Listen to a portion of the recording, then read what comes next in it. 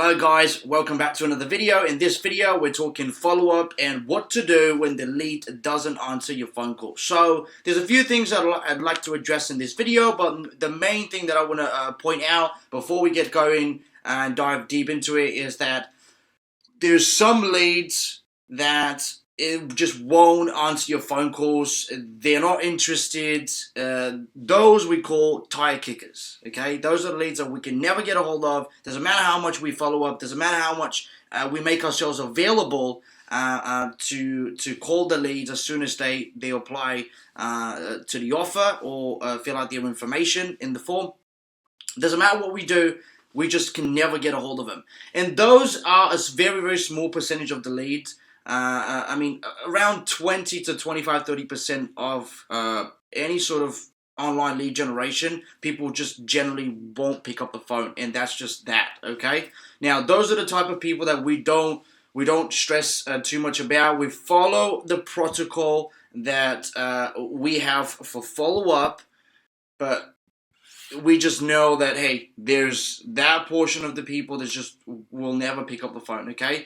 It doesn't matter what we do with those people. It matters with what we do with the people that do actually pick up the phone and are interested in the offer and service and do want to make the switch to solar. So that's what I want to talk about today. So the first thing that I want to address is that obviously as soon as somebody fills out the information and does want to find out what you have to offer, and are probably interested in solar as well. The time frame is obviously 3 to 5 minutes. I've gone over that in a different video. But the way you do a follow-up, and the smart way you do a follow-up is you follow up at a different time than you call the first time. So let's say if the lead filled out the application at 10:30 a.m. on a Tuesday, you want to follow up with it, again tomorrow. Let's say as soon as they've filled out the information and you got notification on your phone or you got an email saying that the leaders come in, you managed to pick up the phone and call the lead as soon as they came in, but for whatever reason they didn't pick up the phone. They were just not. Maybe they were not available. They're genuinely interested in your offer and going solar, but it's just not available at this point in time. When you're following up, for example, the next day, you follow up at a different time. So you don't follow up at a time when they filled out the application. You follow up 2 hours later, for example, or in the afternoon, because there's some people, in fact, the majority of the people, they will fill out these applications, doing various things, right? They might be in the midst of a meeting. They might be in a bathroom, right? They might be doing various different activities that they won't be able to have a full-blown conversation with you and discuss the opportunities of getting you guys to do an in-home visit for them. And so what you do is you call them at a different time. So let's say you pick up the phone and you call them, you picked up the phone the first day, you called them at 10 a.m. Next day, you're going to call them at 12 or 1. That time frame is going to obviously be different than the first time you called him. And you're going to do that a few times especially in the first week as time goes on. So general industry standard obviously practices is you follow up with the lead 5 to 7 times. That doesn't mean 5 to 7 phone calls. It means 5 to 7 points of contact that you make. So that could mean you follow up with the lead on the first day, you follow up with the lead on the second day, you follow up with the lead on the third day, and you leave a voicemail, you leave a text message, and you leave an email, okay? Until they either pick up the phone or they tell you that they're really not interested and you should stop bothering them, okay? Until that point, you keep following up. The best practices that we've seen in the industry is that people that do well with online lead generation, they tend to follow up with those leads very relentlessly, about 10 to 15 times. So you get 10 to 15 points of contact, different on different days, spread out across a month or 2 months, right? And so you should definitely keep that in mind. So just because somebody hasn't answered the phone the first or second time, that doesn't mean they're not interested. You maybe caught them at a bad time, and you should keep trying. That's basically what the frame of mind that you should have for follow-up. As you know, money's in the follow-up, so follow-up does work if done right. Now, the next thing I want to talk about is when following up, do not use the same phone number. I can't stress this enough, okay? Sometimes people are just, it's very bizarre, but sometimes people will just, as soon as they see that it's the same phone number that's trying to call them, maybe they're aware that they filled out an application online and that same phone number is going to give them a call, because they already know it's in our automation sequence. As soon as they fill out the information, they get a text message letting them know that a certain phone number will give them a call within 24 hours.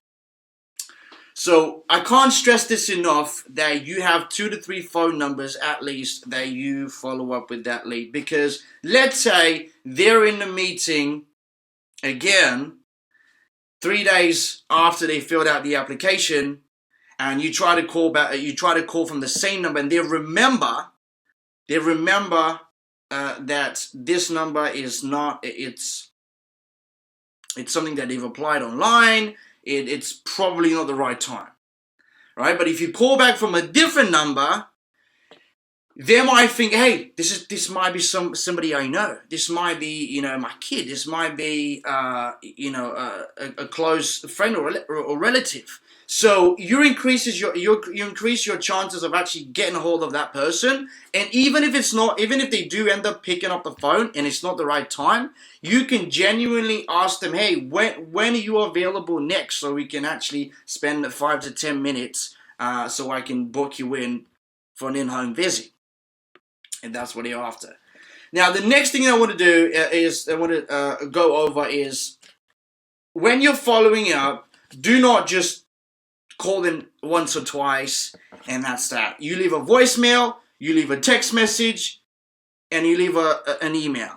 Reason why is because some people just, they might not be able to talk at that given time, but maybe they're able to text. And so they will text you, hey, call me back at 7:50, at 8:30 p.m. or 4:30 p.m. tomorrow. And that's when they'll be available to have that conversation with you. So that's why it's important to not only give them a call, but make sure that you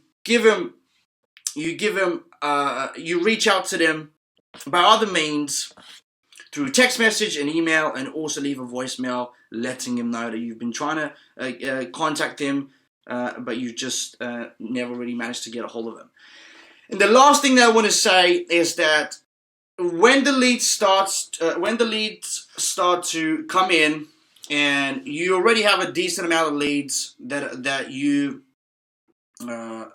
have come from us, from this system, if you do not update your CRM on a day-to-day basis, as you have conversations with the leads, as the leads come in, you will start forgetting who have said what, who you've managed to actually get a hold of, who went to voicemail, and that sort of stuff.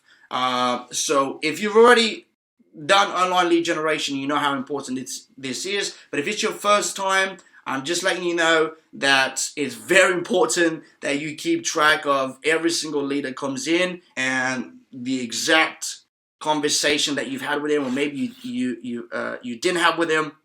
But you have to keep track of who comes in and what's the, what is the conversation being, and how you should proceed from that point forward.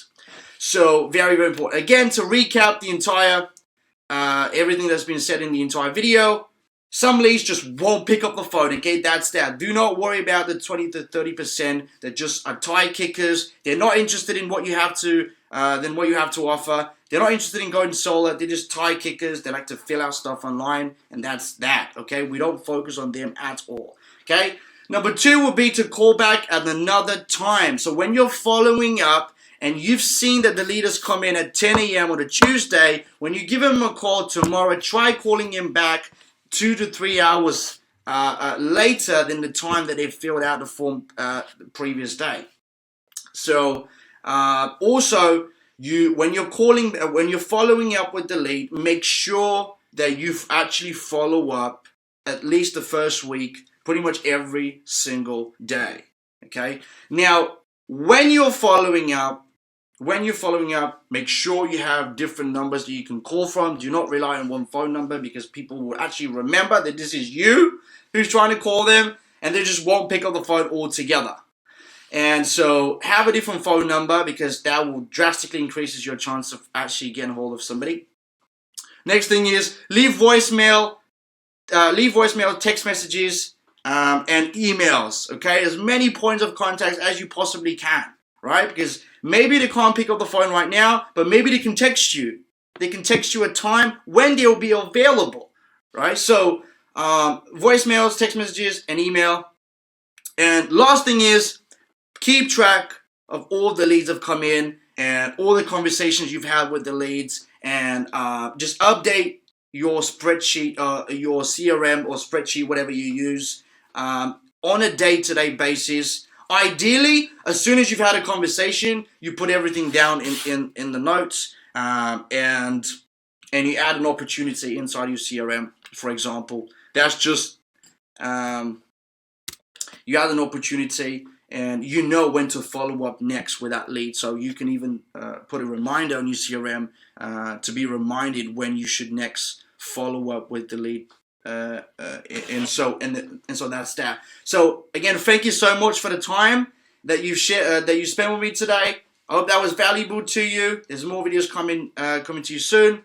Speak to you again very soon. Take care.